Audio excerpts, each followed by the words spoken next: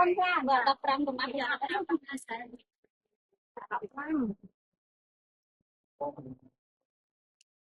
Dạ, phi nó bay cô anh ơi. Phi nó bay lên trên này. Đi, phùa này cái môi nó làm chưa? lót bọ đi mui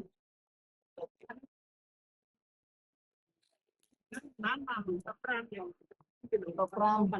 Nó bay, phi nó bay. Má nó bay cái lâu mà mui